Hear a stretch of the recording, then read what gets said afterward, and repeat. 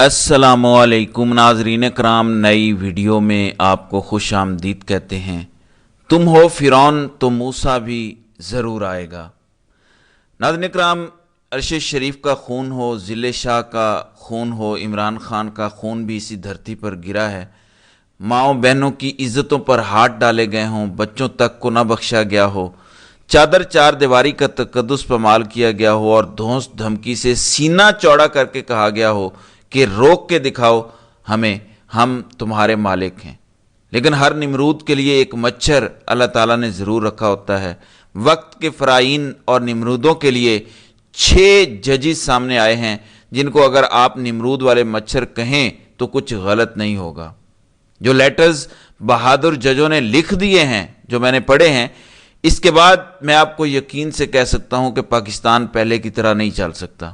ان ججز نے جس طرح ISI کی میڈلنگ کو ایکسپوز کیا ہے، جس طرح سیکٹر کمانڈرز کی میڈلنگ کو ایکسپوز کیا ہے، جس طرح انہوں نے بتایا ہے کہ ہمارے ایک ایک فیصلے پر اثر انداز ہوا جا رہا ہے، جس طرح ججز نے اپنے لیٹر میں بتایا ہے کہ لوئر جوڈیشری کے لوگوں کو ISI کا ایک انسپیکٹر طلب کرتا ہے اور بلا کے آرڈر دیتا ہے کہ کیا فیصلہ دینا ہے۔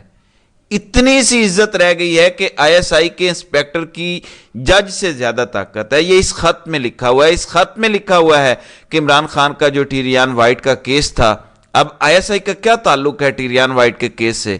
اگر ایک کیس کسی نے کیا ہے، ساجد نامی بندے نے، عدلیہ دیکھ رہی ہے، ISI کا کیا لینا دینا ایک سابق وزیر اعظم کے کیس سے، جو کہتے ہیں ہم سیاست میں کوئی حصہ نہیں لیتے؟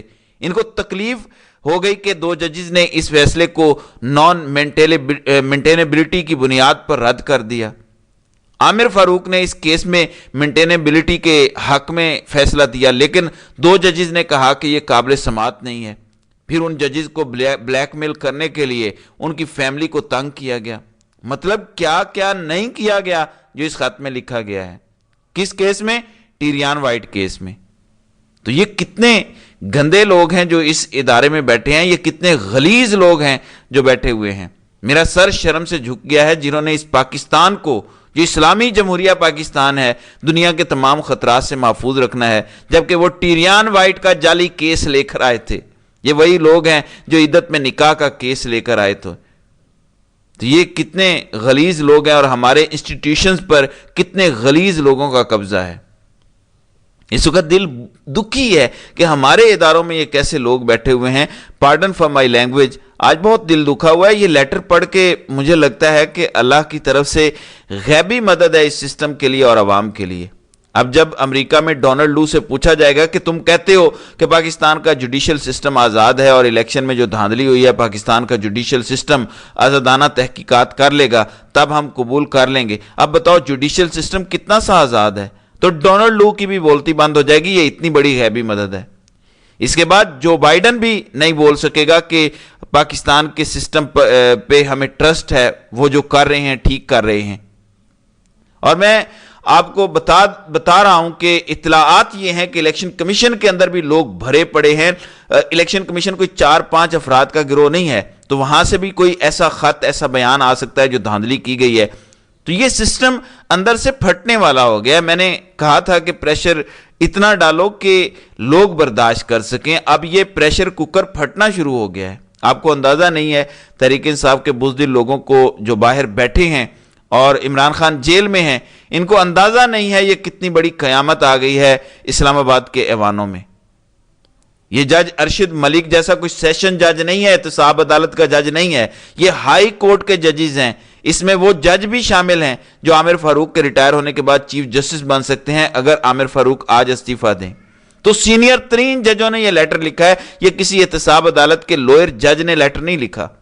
آپ امیجن کریں تحریک انصاف کی جو باہر لیڈرشپ ہے اس کی بزدلی پر افسوس ہوتا ہے۔ مریم نواز نے پورا پلان ایکسٹریٹ کیا تھا ماشاءاللہ سے، جو ابھی بڑے صاحب ہیں انہوں نے ہی ارشد ملک کی ویڈیوز ان کو دی تھیں اور ارینج کیا تھا سارا۔ ایک ایسی خفیہ ویڈیو جو ریکارڈ کی گئی تھی جس میں ارشد ملک نے صرف یہ کہا کہ ہم پہ دباؤ تھا، ادارے کا دباؤ تھا، اس لیے فیصلہ دے دیا۔ مریم نواز نے پورے سسٹم کو ہلا کے رکھ دیا تھا صرف ایک جج کی بات پہ، اور وہ صرف احتساب عدالت کا جج تھا۔ امیجن کریں، یہ وہ ججز بولے ہیں جو ہائی کورٹ کے ججز ہیں، جو ایڈمنسٹریٹیولی ہائی کورٹ کنٹرول کرتی ہے لوئر جوڈیشری کو اسلام آباد کی.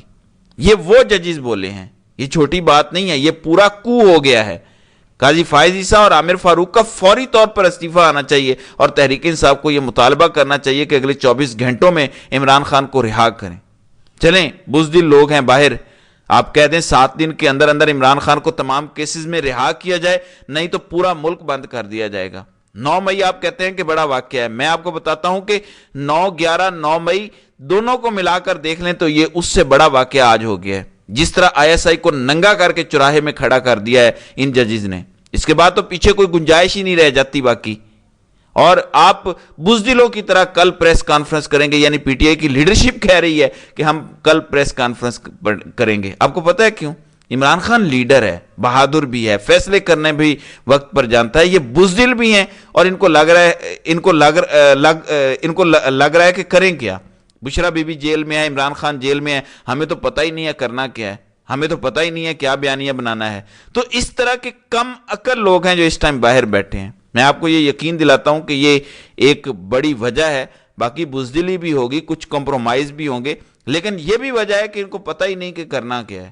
اتنی بڑی قیامت آ گئی ہے, ججز بول پڑے ہیں کہ عمران خان کو ٹیریان وائٹ کیس میں کس طرح سے رگڑنے کے لیے ISI کام کرتی رہی ہے. اس کے بعد کیا رہ جاتا ہے؟ شہزاد اکبر کے حوالے سے بھی شاید کوئی ایسی ہی بات ہے. محسن اختر کیانی نے جب ان کے بھائی کا کیس لیا, محسن اختر کیانی کے بھائی کو اٹھا لے گئے, تشدد کیا, 24 گھنٹے ویڈیوز بنواتے رہے. امیجن کریں یہ کوئی مذاق ہو رہا ہے. یہی ہوا عمر عطا بندیال کے ساتھ. عمر عطا بندیال کے گھر کے نوکر کو اٹھا کے لے گئے اور کہا یہ وارننگ ہے تمہارے لیے. اچھا, مزے کی بات, ان لیٹرز میں لکھا ہے ججز نے کہ ہم نے عمر عطا بندیال کو بھی شکایت لگائی, ہم نے عامر فاروق کو بھی شکایت لگائی, ہم نے قاضی صاحب کو بھی شکایت لگائی کہ یہ ہو رہا ہے. مگر وہ ایسے لو لیول لوگ ہیں جو یہ بڑے ججز بیٹھے ہوئے ہیں, اپنے ججز کا ساتھ نہیں دیا. اگر آپ اس ادارے کے اتنے ہی کانے ہیں تو ریزائن کرو, ملک سے باہر چلے جاؤ, دولتیں تو تم نے بنا لی ہیں. قاضی صاحب آپ کے لندن میں گھر موجود ہیں اور کتنا مال بنانا ہے آپ نے. اگر آپ اپنے ججز کی حفاظت نہیں کر سکتے, اگر آپ اتنا لیٹے ہوئے ہیں, امیجن کریں ذرا اس ملک کے بڑے ججز ISI کے سامنے لیٹے ہوئے ہیں, تو عوام کدھر جائیں؟ عوام کا کیا پرسان حال ہوگا؟ اب آپ کو سمجھ آئی کہ 9 مئی کے معاملے میں کیوں ضمانتیں نہیں ججز دے رہے. یہ ہے وہ وجہ.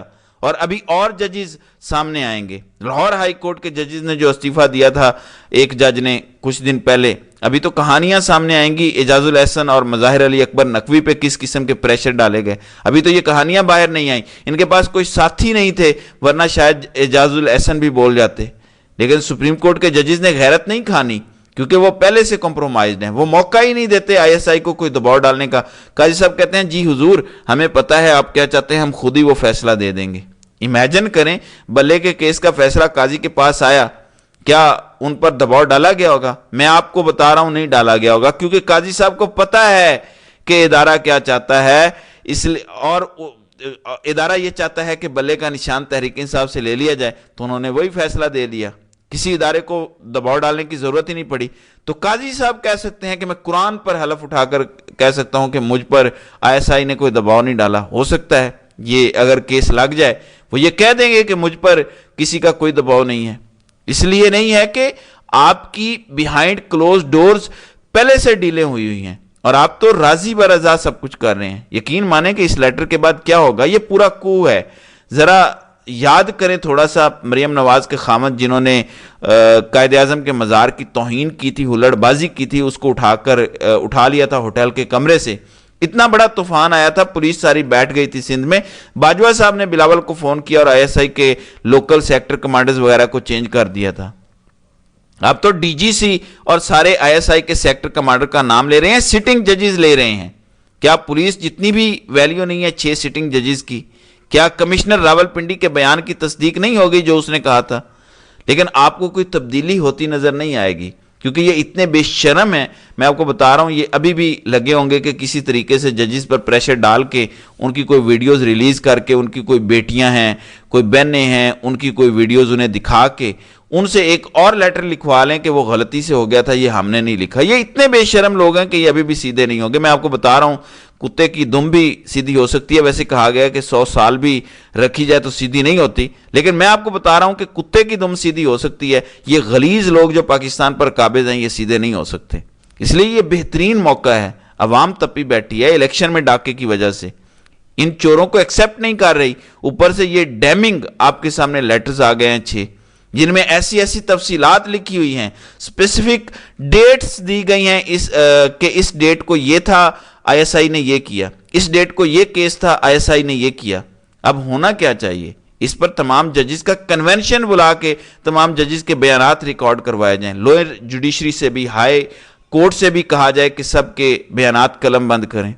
कहां कहां किस किस पे प्रेशर है। उसके बाद जज सिकंदर जुल्करनैन, हुमायूं दिलावर और जज बशीर से ऑन ओथ बयानात और स्टेटमेंट्स ली जाएं और पूछा जाए कि आपसे ये फैसले किसने करवाए, किसने आप पर दबाव डाला। ये इस मुल्क में करवाने के लिए दबाव डालना पड़ेगा, और ये कौन डालेगा? तहरीक इंसाफ की लीडरशिप कॉल करे और अवाम दबाव डाले। ये बेहतरीन मौका है इनको गर्दन से दबोचने का। अगर आप ये मौका ज़ाया कर देंगे तो सिवाय अफसोस के आपके हाथ में कुछ नहीं आएगा। तो नाज़रीन इकराम, आपकी इस वीडियो के हवाले से क्या राय है? आप अपनी राय का इजहार कमेंट सेक्शन में ज़रूर कीजिएगा।